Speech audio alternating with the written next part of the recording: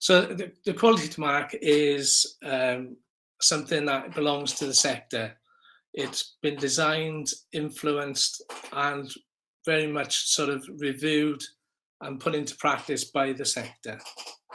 It's involved young people in its design. It is the only quality mark in the country that has governmental and ministerial support. The quality mark is beneficial to organisations for many reasons, really, in that it's something that you can use to demonstrate your impact on young people. As Keith said, it's a tool which will help you measure how effective you are, how safe you are, how you're matching into the youth work strategy, and how you're making the lives of young people better by demonstrating your good practice with young people.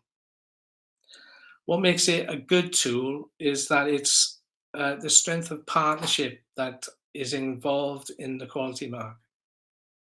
The quality mark is supported by Quivis, by the Principal Youth Officers Group, by the Education and Training Standards Committee for Wales, and it's also something that has, as I said before, governmental support.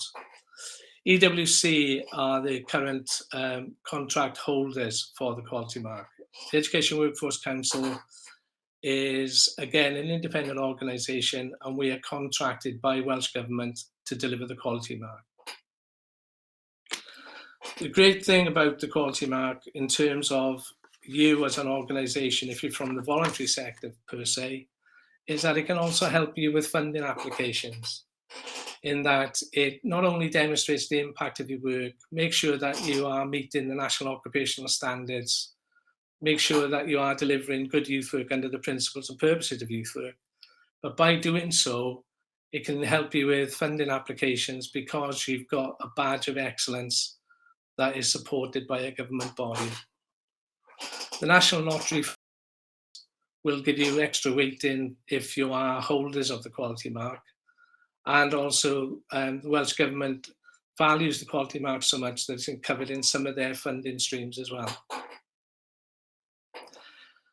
The great thing about the quality mark, again, just to reiterate, is that the motivation it gives staff to recognise when they get recognised as holders of the quality mark. Speaking from a personal level, when I was a local authority youth officer, once we achieved the quality mark, it was almost like a burden that had been lifted off the staff. They were so more in tune with what the organisation was trying to do, but also realised what a cracking job they were doing. Often we don't pat ourselves on the back, we just come in and do the day-to-day stuff.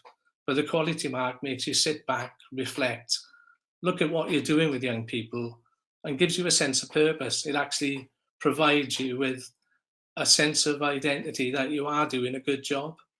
So the quality mark is something I would encourage everyone to do.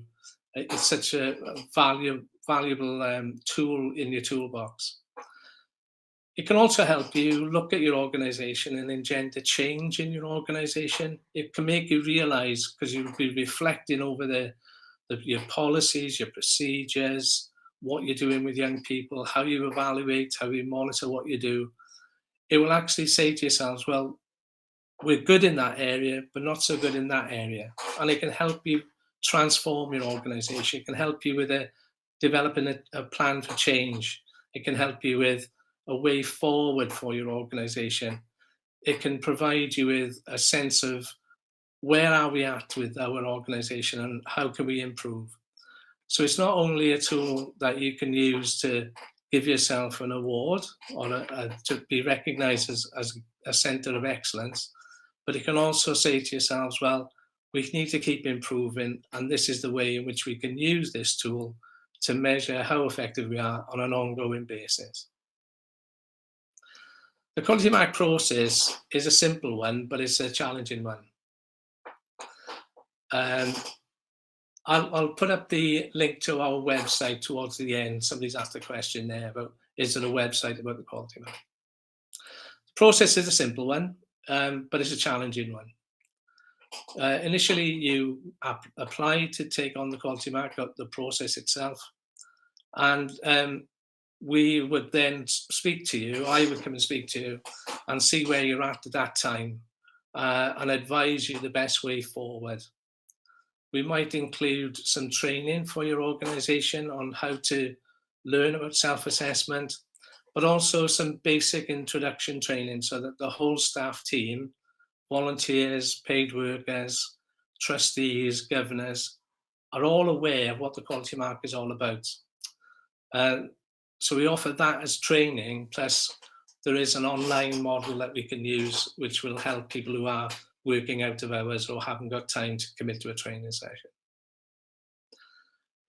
We explain how the self-assessment works and how you need to write your self-assessment and what evidence you need to collect. So the second part of the process is to prepare a self-assessment. We have templates which we use to guide an organisation along to meet the standards and the indicators required to achieve the quality mark. At the same time, once you're writing your self-assessment report and reflecting over your progress so far, you would be collecting evidence, and we would advise you on what is good evidence and what is bad evidence, and what evidence is appropriate. For instance, if we were using a case study, for instance, if there was anything sensitive in that case study about a young person, we would sort of tell you to anonymize it perhaps, or perhaps say that that is confidential and maybe ask the young person if they're happy to share it. So we'd advise you about evidence, we'd advise you about what's appropriate. Evidence also needs to be time bound. So evidence needs to be under 2.5 years old to be acceptable as evidence for your self-assessment. Once you've got to the stage where you're happy with your self-assessment, you're confident your evidence is robust, we would then set up an assessment team. The great thing about our assessment teams is they're all people from the sector. They're people with who want you to achieve the quality mark. They're your peers, your friends, your colleagues, but they're also ambassadors for the quality mark. So they don't take that lightly. They sort of make sure it's a robust and challenging period of assessment. They'll ask you questions. They will speak to senior managers, trustees, young people, workers, volunteers, partners, and they'll get a good view of your organisation. And once that assessment is done, they then write a full report, which then goes to Welsh Government to validate the award of the quality mark. Now, all that has been happening over the last year during difficult times during the pandemic. So what we had to do is to move from a process where assessors used to drop in and visit you on a planned timetable and spend a day, maybe 2 days with you. We've done that on an online basis now. And because there's a myriad of systems that people are using to talk online, to work online, we've had to get used to using Microsoft Teams, Zoom, Google Classroom, Skype, you name it, we've had to adapt and try and fit into all of these different models. Evidence has been presented in different ways in various storage areas on the cloud. For instance, Windows 365, Google Docs, Platelet, share trees, Dropboxes. We've had to become totally digital savvy with all of the different platforms that people are using. Now, initially, that was obviously quite technically challenging. And for somebody who's 63, a la me, it was quite personally challenging, but we've managed to get there. And I'm very proud to say that we've developed a system whereby most people can complete the quality mark and take part in an online assessment. An online assessment doesn't replace the need to speak to young people, because that's the best bit about doing the quality mark. When you visit a centre or a youth club or a provision, the greatest feedback you get is from young people. We interview young people as part of the online platform, but I think a time will come where we will use a blended approach where, to save time and effort for organisations, we might conduct lots of the assessment online, but I don't think it'll ever take away the need to meet young people and to really truly get a view of the impact you're making on young people's lives. So we're going to use a blended approach in the future. Sadly, we're still with a little bit of COVID now, and we're still with this massive flu issue that's out there. So we're playing safe at the moment and staying online. But I want to get to a time where we are really back out there doing face-to-face provisions. We've got some interesting statistics about the quality mark, and I hope you'll bear with them as I go along. We've increased the numbers of organisations who hold the quality mark up to 24. Before we ran the contract, before last October, there was only 17. So 7 new organisations have joined the quality mark. And besides those 7, there are another 3 new organisations already preparing self-assessments to be assessed within the next 6 months. So that number is only going to grow. 33% of the holders of the quality mark, the previous holders, are preparing to go to the next level of the quality mark. So they might have bronze, for instance, or silver, and are preparing to go up to silver or bronze or gold, whichever it is. So a lot of work is going on by existing organisations, existing holders, to increase their levels of quality mark. As I said, 30% of the current holders of the quality mark are new organisations. And 72% of the new organisations that have joined the quality mark family are from the voluntary sector, which is really, really refreshing. Previously, I said that we do training. The Welsh Government want us to do 4 training events a year. We're actually doing 12 per annum. We do that online, and that means that we've been able to reach 122 youth workers in terms of induction into the quality mark, self-assessment, and or assessor training. And I think, given the recent pandemic and the pressures everybody's under, 122 folk to come to training with me shows the testament of the value of the quality mark. In terms of assessors, assessors do the job voluntarily. They do it in addition to their daily work. Our lead assessors do receive some financial support for the time that they give us, but our peer assessors are doing it for the love of youth work. We have 44 assessors at the moment. We've recruited 17 additional assessors who are within that 44.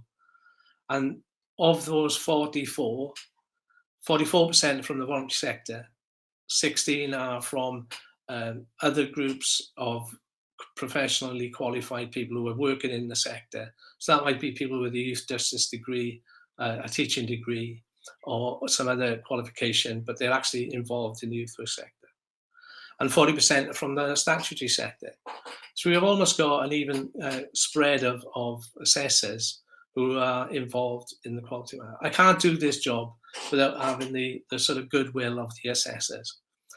If anybody out there fancies being part of an assessment team, I can tell you from the feedback we've had from all of our new assessors and our existing ones, that is such an enjoyable experience. It's challenging, it's tiring, but they all get something out of it. And what they get out of it is the kick of speaking to young people and that motivation that they get from looking at the impact youth work is making on young people. But also they're able to see how other people deliver their youth work and get inspired by the creativity, ingenuity, and the sheer sort of never say die attitude of youth workers finding a way to reach young people. It's very motivational, it's very inspiring. So if you fancy being an assessor, just come and speak to me. Let's get to my right place. The only thing I can say extra about assessors is that if there's any assessors in the room, and I know there are a few, as I've said, I can't do the job without them. So it's a massive thank you to them. They're awesome people. As I say, they've given up masses of their time. And the spread of assessors just goes to verify Keith's point of earlier of the collaborative nature of youth work and where it needs to go to, but also in mixing people from different backgrounds and different sectors together in assessment teams, we also are developing that joint respect. So the quality mark isn't just something the Welsh Government have dreamed up as a way to measure youth work. It is something that is bringing the sector together, and it is having an impact on the work of our staff and volunteers with young people. There is a strong relationship between the various teams in the sector, various providers. The Quality Mark has a steering group which is made up of all of our partners. We are advised by them if it's working, if it's not working, if it's making an impact on young people. But we are sort of moving forward day by day. After we do an assessment, there's a post-assessment evaluation. That evaluation is then shared back with us, and it covers about 25 points of information we try to gather. We ask people, was it good? Was it satisfactory? Would you do it again? Those sorts of questions. 100% of the people we've assessed over the last year have said that they've enjoyed the experience and the process was understandable and they got something out of it. One or two people who were renewing felt that we were too strict and that the process was too hard on people who were renewing an award. So we took that feedback on board and we've developed a renewals process. And the renewals process, whilst being easier for an organisation to achieve a renewal, is also as equally as robust. So there isn't any ground given in terms of meeting the standards. We push people to do it as hard as we would if they were a new applicant. So the renewal, we have listened to people, we have changed the process slightly, but only for those who are holders of the award, who are coming to the stage where their 3-year point of renewal is being hit. We've also looked at our assessor training, and we've talked to our assessors about what else could we do to improve their knowledge and skills. One of the things we've done in terms of training for assessors, and this is something that came from the assessment team, is that we've changed how we look at assessment in terms of, if we're training people to become assessors, we give them an induction into how data should be protected, how they're on site, and about child protection, and about sort of making sure that they respect the organisation they're visiting. But in addition to that, we also try and do a live assessment simulation, if you like. So we've used an organisation in Scotland who've kindly allowed me to use them as a draft self-assessment report. And new assessors can then go and visit their website and make a judgment on whether they're meeting some of the standards. And we talk about evidence and we talk about what is permissible, but we're using a live model rather than a made-up one, which is sort of full of nonsense and silly facts. So we use a live one, which is a new addition to our training.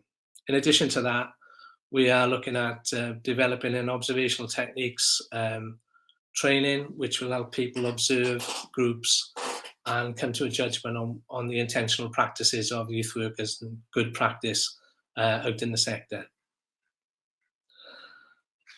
Another point to make is that the feedback we've received from organisations about how they felt after the assessment has been superb. I can't thank people enough for the positive comments they've made. One of the comments was, the team did brilliantly during the lockdown, and we were accommodating and flexible regarding meeting with partners and taking the pressure off me to arrange this. So the assessors enabled the organisation to be flexible, to bring in partners when they were available, rather than try and drag everybody into the same place at the same time. Another comment was that the feedback given was really supportive. I was really pleased that assessors were willing to give feedback directly to staff, which helped to motivate them during this difficult time. So we're dealing with a pandemic, people are under pressure, but we're then able to give them feedback which was positive to them and actually motivated those staff. These are all sort of byproducts of the quality mark, which I'm pleased to say are springing out at me at the moment. I'm constantly surprised by the level of support we get, but also the different things that come out of it. An example being, we use some colleagues from the HE sector to deliver a assessment of Pembrokeshire. Those guys now have gone and asked their students to visit Pembrokeshire as part of their course. So they're getting an insight into some of the projects that have been highlighted as good practice in Pembrokeshire.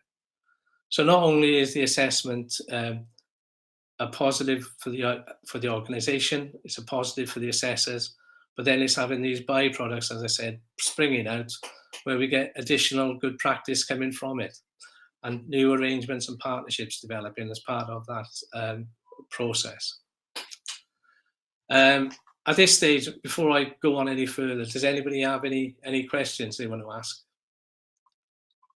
I know there was one about the website for the quality mark, and I know that we've put that on in the chat box. Anybody got anything they want to ask at this stage?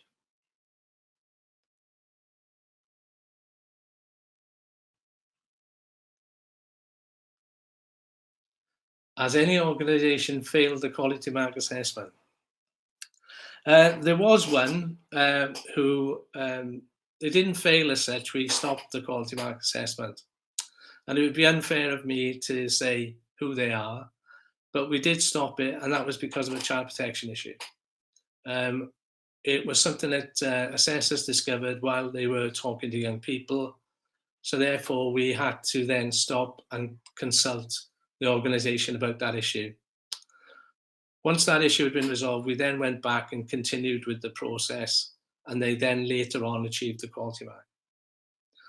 An organisation, if they've submitted the quality mark, there's several processes they go through. So they will apply, they will do their first draft. Their first draft comes to me, and I will advise them on whether it's good, bad, or indifferent. Many organisations will submit a draft, and we will send it back saying it's not good enough. And then there's a lot of work that goes into that, and then they'll send it back, and by which stage we're confident that they will sort of get somewhere with the quality mark. We give it to the assessors then do a desk-based review, and they will ask questions on the evidence they got. Often assessors are not sure if they're going to pass an organisation until they've done the live assessment. And they get satisfied that all the evidence is there and all the necessary standards have been hit. We have many discussions about whether an organisation will pass or fail. And some of those verification meetings are quite robust, where we talk it through and we make sure that we've got all the evidence. And in some cases, we'll go back to the organisation and ask for more information. They have to supply that before we're satisfied that they pass and that we recommend to Welsh Government that they give them the quality mark. Any other questions on that one? Julia, has that answered your question?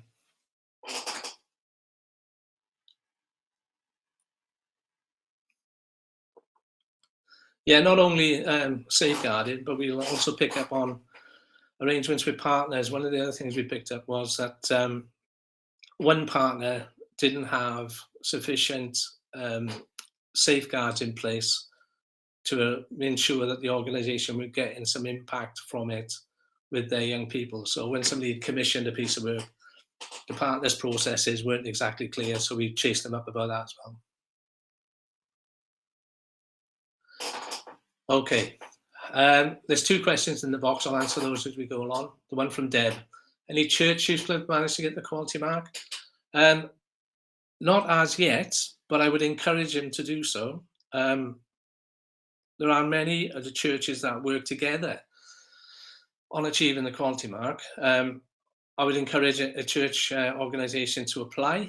I can advise them on the best way forward. I can encourage them to do so. I'm happy to do that. We've had several uniformed organisations that have achieved the quality mark. One which is a faith-based organisation. So yes, I'd encourage a church group to apply. The quality mark lasts for 3 years. Geraint asked the question. They hold it for 3 years from the point of an awarding letter from Welsh Government. We then, towards the end of that 3-year period, will be asking the organisation if they want to renew. In some cases, an organisation isn't ready at that point, so we might offer an extension to their quality mark under a level of commitment from them that they are going to renew. With the pandemic, as you would appreciate, that has been a battle because people have just had so much change and they're not quite ready. So yes, 3 years is the level, but we are a little bit flexible around that. Another question from Donna. How long can the process reasonably take from self-assessment to completion? It all depends on the organisation. I love it to be done between 8 and 12 weeks because it gives people deadlines to work to and people embrace the process and crack on with it. Sometimes what happens is that has to be extended, and that might be for various reasons. An example is one voluntary sector organisation has been to me last week, and they've said, oh my gosh, going through the standards, we've realised we've got more to do than we originally thought. We need to chase up our policies. We need to make sure that we're doing some of our training properly. Now, obviously for them, it's a good thing because they've realised they're not quite ready and they've extended. So they're going to take maybe 4 or 5 months to do it. Others turn it around really quickly and it's done within 12 weeks. So it depends on what happens in the organisation, but I would generally say that I would like it done within that 3-month period.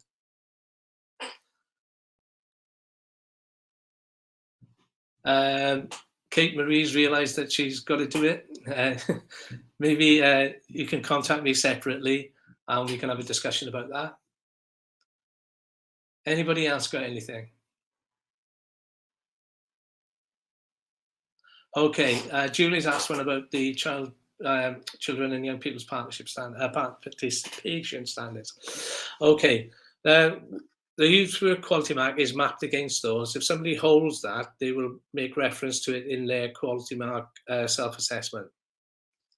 Many organisations do hold that standard, and it's reflective in their bronze and silver awards, as it features on the participation of young people and the principles and practices of youth work and the purposes of youth work. So we are looking at good participation standards. We're looking at good engagement processes, positive engagement processes. We'll be encouraging people to have young people in leadership roles as volunteers and or to have young people as part of their management teams and or governance structures. And participation plays a heavy part within the quality mark. We recognise the standard, but we don't always say that it's satisfactory, mainly because somebody may have had it 5 years ago and they were very much into participation at that point, and it may have waned slightly. So once we recognise they hold it, we'll still check that they're doing things properly. Does that answer your question, Julia? Okay, right. Staying with the theme on standards there, the quality mark is mapped against the national occupational standards. It sort of hits all the bells and whistles with those standards. We have grade descriptors which are used to say if an organisation is meeting the standards, is nearly meeting the standards, or is nowhere near. So those grade descriptors are useful to make sure that we meet the standards and the indicators within those standards. So whilst we're looking for compliance with the national occupational standards, compliance with maybe the young people's participation standards, we will look at other things as well. So if an organisation is delivering work with especially young people who've got additional learning needs, for instance, we make sure that they've got the right precautions and safety measures in place for that. So we will sort of drill down into all of the policy areas, the practice areas, the regulatory features of any piece of youth work, just to make sure that everybody is safe, everybody is able to thrive, and that we are sort of in line with all the legalities and processes that are out there. Anybody else got anything they want to ask? Okay, so let's talk about future developments for the quality mark. What we've done thus far is that we've developed an online training tool, as I mentioned earlier, which you can access on our website. This is something that you can familiarise yourself with the quality mark.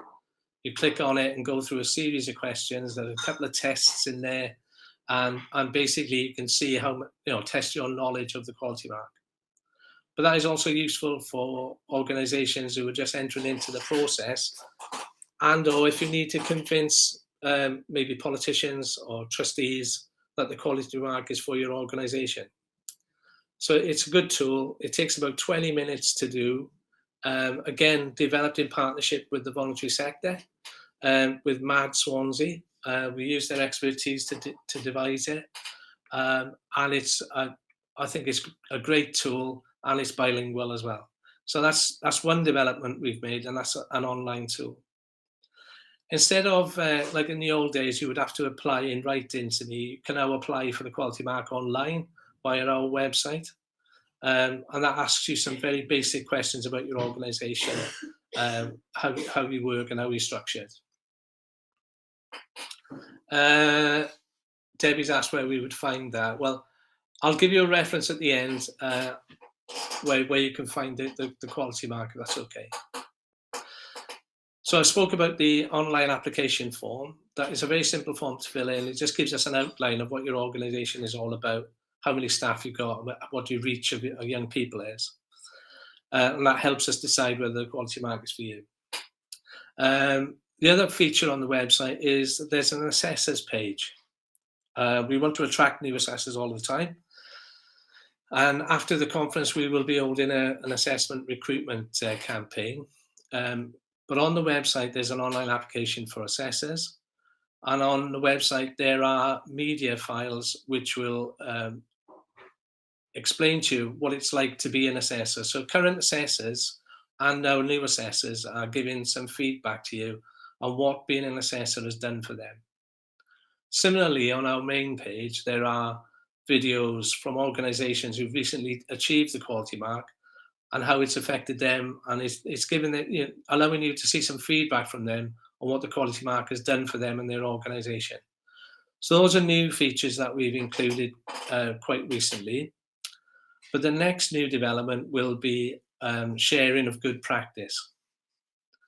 As I said before, we've done a lot of assessments. We've done 20 assessments in 10 months, which is remarkable given the conditions we've been living under. And of those 20 assessments, we've had assessors highlight some really good practice that's happening out in the sector. We've asked those organisations where good practice has been identified to complete a case study template for us. And we've developed a series of case studies which will be held on our website under a page called Good Practice. Up to date, I think we've got 19 or 20 of those examples of good practice out in the sector. And I'd encourage people, once it goes live, to go and read those because they're quite inspiring. But also it shows you the ingenuity of youth workers and the way in which they've got round things and done things in a very collaborative manner. And it just screams, this is brilliant, we should see more of this. Some of them I can give you examples of some piece of work in RCT with their digital bench, which is for homeless people. That's worth a read, that's outstanding piece of work. I would encourage you to read things about Wrexham's Inspire project, which is looking at self-harm. And again, these are remarkable pieces of work, which we should celebrate. So we're going to do that on our web pages because they're pieces of work that we've picked up within the assessment process. And on that good practice page as well, there will be things called a jargon buster. One of the pieces of the review that we discovered was that people didn't understand the language of the quality mark. They didn't understand what the indicators meant. So therefore, we've broken that down. And again, thanks to my colleagues in the Boys and Girls Clubs of Wales who helped me do that. They helped me with the language of that. And the jargon buster will be available on the same pages. We're also developing some good examples of self-assessments written by colleagues over the years and how they met certain standards and indicators. And again, they're in a big document and they'll be against a bronze standard for people to review and have a look at and maybe inspire them to write their own self-assessments. The process is one which we want to encourage people to engage in, so therefore we need to make sure they can see enough examples of how other people have gone about it to encourage them to do it, to motivate them to do it. As I said earlier, the quality mark is something that I believe most or all organisations can achieve and should have in place. It's something that we should all be thinking about in terms of improving our own organisation. So those are the new developments that we're putting in place. And those are things that we promised to do under the review of the quality mark, which we did last October. Any questions on that?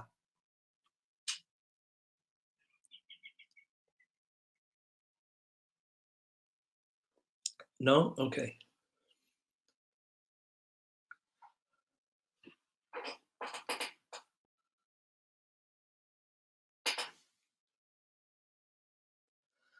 Does the quality mark highlight and recognise the excellent good practices undertaken by qualified worker to qualified? Yeah, there is a workforce development section within silver, but also in bronze under the guise of quality youth work and youth worker relationships with young people. We recognise that training and continuous professional development plays an active role in the quality mark. The quality mark should also be a driver to improve the CPD, or the continuous professional development of the sector. We recognise where people are EWC registered qualified. We recognise where people are working towards a new qualification, but we also realise that to do some of the work that we do in the sector, we are working with emerging needs. So the pandemic being an example aside, where the pandemic threw up the need to have digital skills, it threw up the need to have more interactive counselling skills, it threw up the need to be a mentor, a coach, all of these things. And we recognise that organisations have invested time and effort in additional training, which is sometimes over and above what we would expect youth workers to have. There's some excellent examples of additional CPD where people have done training with social services and educational psychologists to make sure that they have the skills necessary to support their young people. So once the basic qualification is essential, we recognise people have to work towards it. We realise that some organisations won't have everybody fully trained, but they will have everybody trained by a certain date. So an example might be a voluntary sector organisation has got 3 qualified youth workers and 2 under training because they're new staff at the time of applying for the quality mark. But we will then want to see those staff fully trained by the next time we visit, or when after the recommendation period. So yeah, we do recognise training, and it is a large aspect of the quality mark. Does that answer the question, Julia? Brilliant. Carly's asking, is there support for organisations? That's I'm glad Carly's reminded me of that. I'm going to see her next week. Yeah, there is support available. Now, the support can come in a range of methods. So you can have support from me. The support from me is unlimited. You know, if you need advice and guidance, or need me to talk you through a specific item, or you've got concerns or evidence or anything like that, then I'm here at your beck and call, basically. But what we also realised is that people need to speak to their peers on some occasions. So we do some peer support, where colleagues who may be going through the process at the same time and just need sort of a learning circle to work with, we will put those guys together. An example being we put the Duke of Edinburgh's award team together with Valley's kids and Boys and Girls Clubs of Wales. St John's Ambulance and Boys and Girls Clubs of Wales. And that discussion was about how do we measure and meet young people's needs. So they were able to support each other and tell each other how they were going about it. And that was reflected in their self-assessment reports. So we do the peer-to-peer support stuff. But we also offer organisations access to a mentor. So that mentor may be somebody who's acted as a lead assessor previously and isn't involved in their assessment process, but can be brought in to help and guide that organisation through the self-assessment process if they need it. And all of that is supplied, apart from myself, everything is supplied by people who are volunteering their time. So there is a lot of support there. We've put supportive tools on the web pages, there's physical support, and there's also, I would encourage people to support each other in that sense of collaboration that Keith was on about. The quality mark doesn't work unless we all collaborate together. So one of the things we're trying to get is, if I've got an organisation that's struggling with a particular piece of work, I'll recommend go and speak to this person in that organisation because they've just done it and they can advise you how they went about it. And another example of that is East are currently working on their self-assessment. I've advised them to speak to Cardiff YMCA because they had a similar issue and they can talk about how they overcame it. So I hope that is answer to your question, Carly.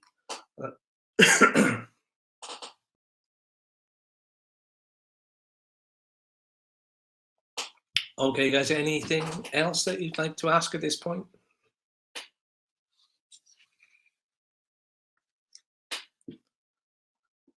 Okay, so my email, I'll type it in the chat.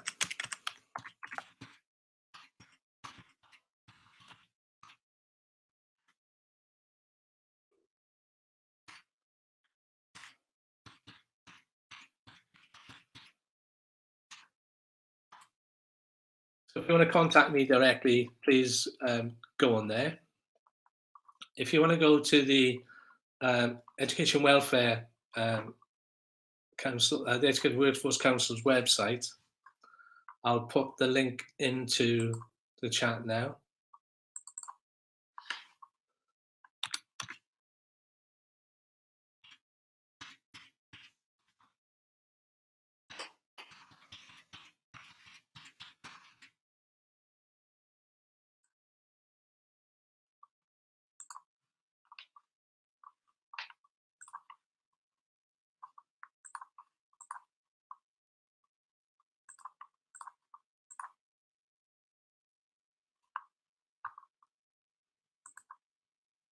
Sorry, I'm having a little bit of trouble with this at the moment.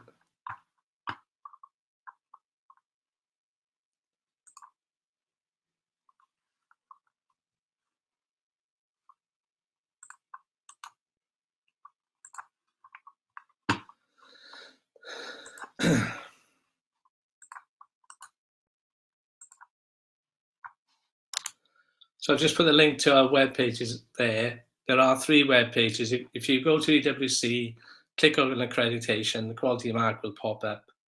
And if you hover over the quality mark, 3 other pages will come up. One about general information, one about assessors, and one about sort of good practice guides, which will be new in the forthcoming weeks. Anybody got anything else they'd want to know? Okay. Sadly, I haven't got any money to give you. I haven't got any funding that I can share with you. But if you do contact me and you are interested in the quality mark, I can maybe talk about your own specific services and what you need and get you in a place where the quality mark is something for you and that you can get something out of it. Is there any other questions at this stage?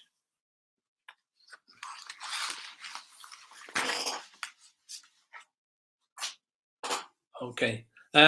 Sadly, my presentation didn't work. I don't know why. Put it down to me being a technophobe. I hope you've enjoyed the conversation, and if you've got no further questions, I think you're free to go back to the main conference hall. Thanks, guys. Thanks for bearing with me. I hope this hasn't been too boring. I hope you've got something out of it.